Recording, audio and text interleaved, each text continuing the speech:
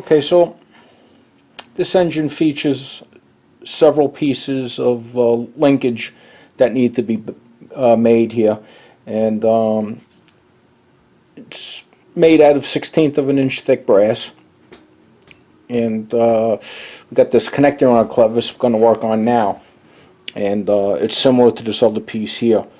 So this has a 5/64 of an inch offset, or a dog leg, or a Z bend, whatever you want to call it. So thinking this over, I'm going to make the first bend in the brake, and then the second bend is going to require a little ingenuity. Listen, I don't have any equipment to really do sheet metal work and that kind of stuff. So I got an idea. Let's head over to the brake. We'll get that first bend put in and get moving on this. Okay, so we're starting over here, and you guys can see I got a layout mark here, and that's a little bit longer than it needs to be. I figured that'll give me some extra room at the end when I drill the hole and make the radius on there. So I'm going to start with getting this first bend done, and I'm just going to use a 1, 2, 3 block to square this up.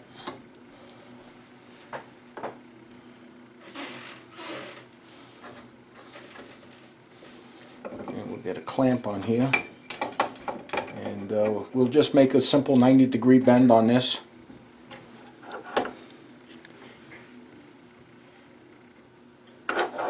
Okay, and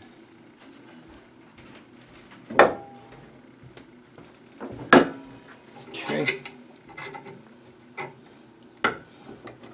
pretty straightforward actually. Nothing too nothing too hard about that. And so we got a nice bend here, nice and flat. So let me bring you over to the mill, and I'll show you the plan of attack I have to get that second bend in there. Okay, so we're over here at the mill, and I'm using my vise here, and so I don't know how many sheet metal guys are probably looking at this and cringing, but this is what I came up with. So I got a stack of feeler gauges in here, and this adds up to about 60 thousandths. Actually, it is 60 thousandths. And I got a tall parallel in here which extends up past the top of the vise jaws. And the plan is I'm going to clamp this leg that I bent before onto the face of the parallel, tight up against these feeler gauges, and then bend this back. So so that's what we're going to do. And just before we get started, just point out that I made these so they were square to the edge here, and that's all clamped down tight in the vise. So I'm going to start with getting this clamped in here, and I'm just going to use this little mini vise to hold that in, and I'm trying to keep it as tight as possible up against those feeler gauges here too. So I want to try to get a nice tight sharp bend. Okay, so now I'm just going to bend this outward, and I'll try to get in as tight as I can in here. And being it's brass, it's a little softer, and I think I'm going to have to get a little, have to give this a little bit more affection in there. So I got this got a scrap of oak here. I'm going to use that as a punch, so to speak.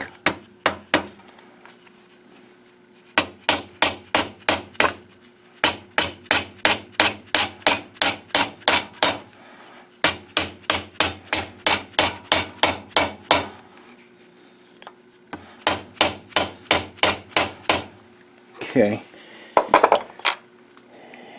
And as you can see, there's a bit of a gap there, and I plan on using one of these toolmaker's clamps and get in there and give that a better squeeze. So let's get that set up in here, and I'm going to try to bring you back on the side maybe for a better view. And I'm thinking I might have to take a couple of bites on this.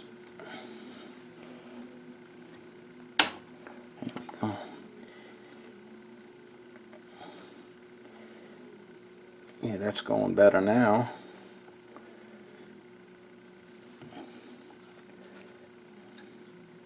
Let me bring you from the side, and maybe you could get a better look. Alright, I don't know, I hope you guys could see that.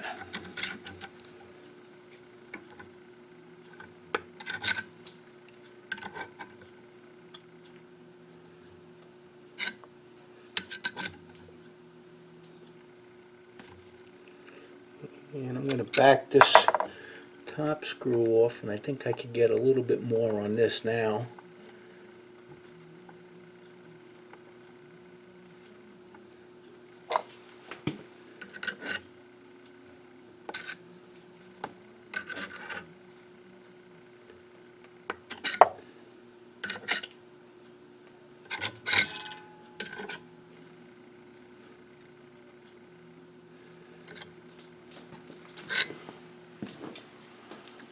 Okay, so I got that pretty tight in there, and I'm just going to give this a little relief to get that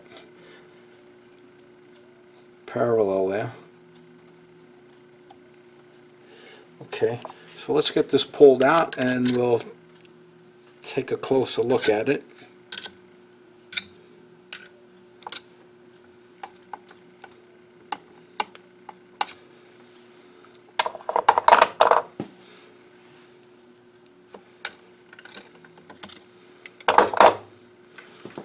Okay, so you guys can see that.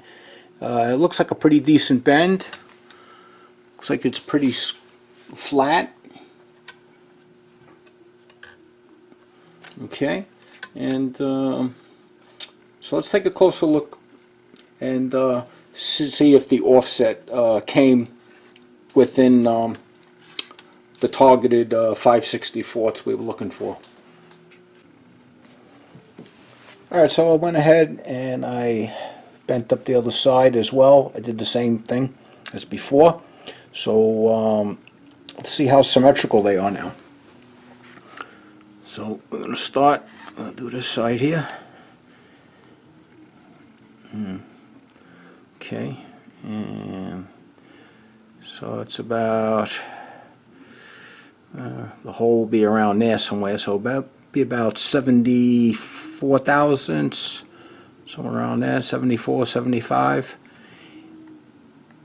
And the other side, I think this is the first side we did. So zero that there. And that is around 75, yeah, 75, 77, somewhere around there. So, I mean, you know, perfectly happy with that. So, so now I'll get some holes drilled in there, and we'll do that. We'll do that over on the mill. So, see you over there in a little bit. Okay, so basically a pretty simple drilling operation. Did get a little creative in the setup though. So off camera, I found the center in the y-axis here. So all my holes will be on the center of this piece. I stepped over. I just used the jaw as a reference for where the bend is, and came over. Now the hole will be ½ inch from that bend, and that'll be a 3/32. Then we'll step back over, and we got 2 more holes to drill. and those will be number 44s. And I just stuck a piece of scrap wood under there, under the parallel, just to give it some support, so when I drill through I won't be hitting my my good parallel. And I did the same here with this strap clamp, just to support the edge of that, so it don't flex. So let's get started. As usual, start with a center drill, come back with a 3/32, and do the rest here.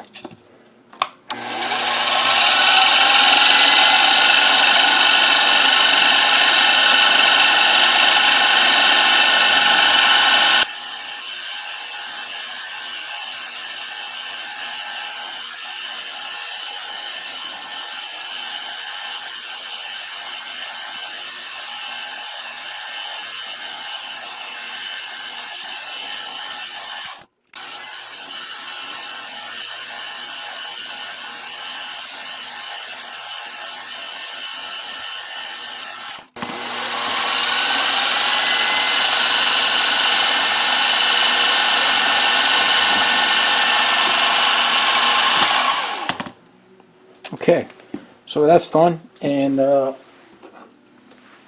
just flip the piece around and do the same thing. Okay, so I got the pieces drilled.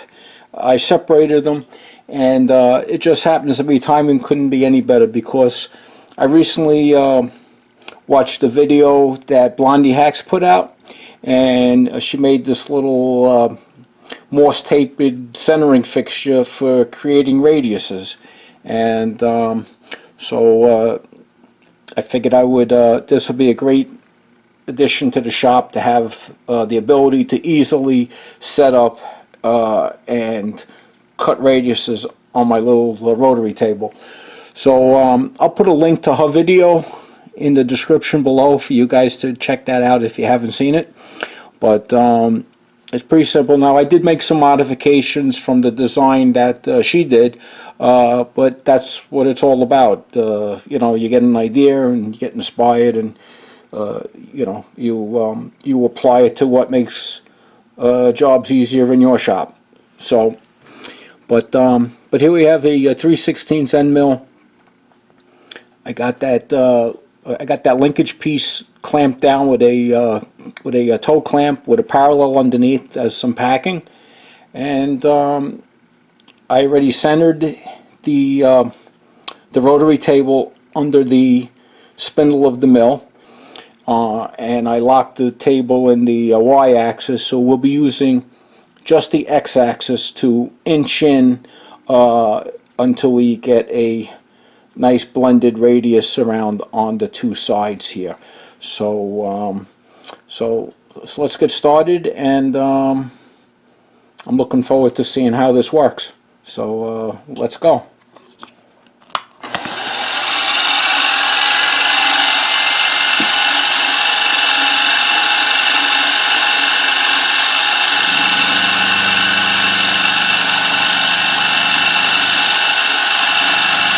And there you have it.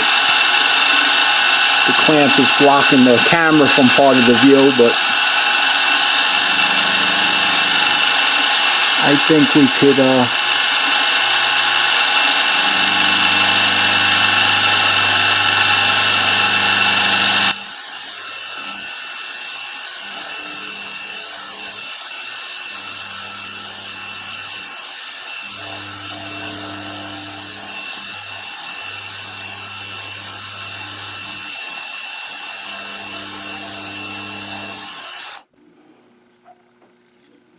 okay, so here we have it.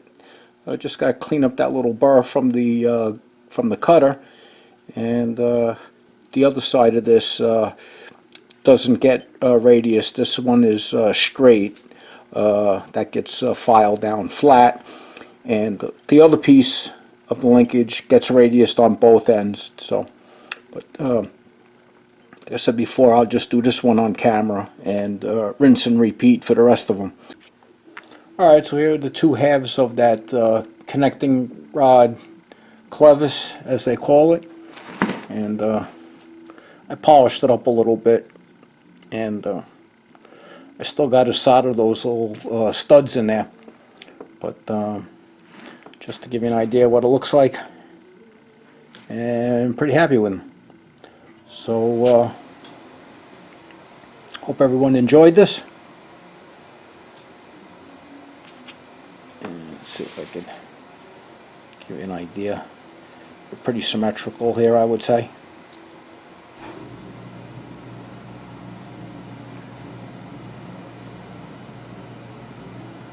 So, alright, we'll bring you back soon for another part on this Elmer's wooden Grasshopper engine build. Thanks for watching.